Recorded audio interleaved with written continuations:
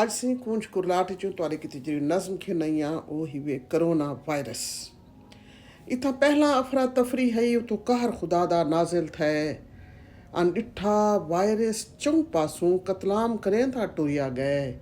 जेको आधे corona virus हैं हर जाति सो भी मुक गई है वीरान हिन मेले ठेले भी थे पख पंधेड़ू मूझे हिन फुलकलियां भी कुमला गए हिन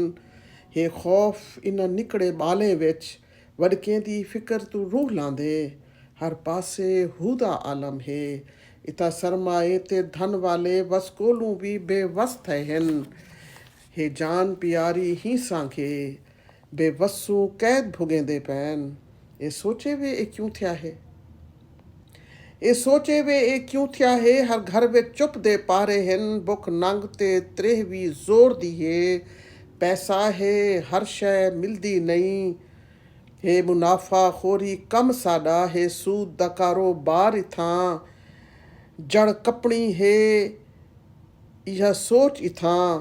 तोहमत भी लावण शान इथां जड़ा ना है करोना वायरस दा अमाल साडे अपने हैं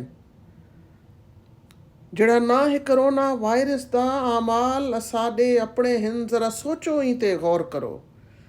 असां दीन तो कितने दूर हिस्से असां दीन तो कितने दूर हिस्से कुरान नमाज तां हिक पासे सब वैर कमेंदे लोग इथां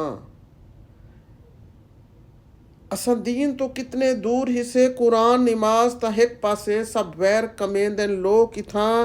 लश पश ते धन ते दौलत दा इत हर एक फखर वॾई वेचे ना रुतबे अपने गैर दे इत लालच हिरस हवस दा बस चिलकार भी है घुबकार भी है ज़रा सोचो ही ते गौर करो हे मुकाबिल साडे वायरस हे मुकाबिल साडे वायरस घर बहते जंग असा करनी है दिलदार साडा रब सोना दिलदार साडा रब सोना लुक छुपते उंदा जिक्र करूं तौबा दे दर खुले हिन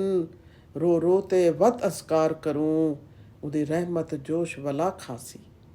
सुभान अल्लाह उदी रहमत जोश वला खासी सारी तौबा रब को बहु भासी खुशहाल तबस्सुम सब थी सन ए छिता वायरस मुक वेसी ए दुनिया वत आबाद थी सी हाँ ठरसी हर कोई शाद थी सी।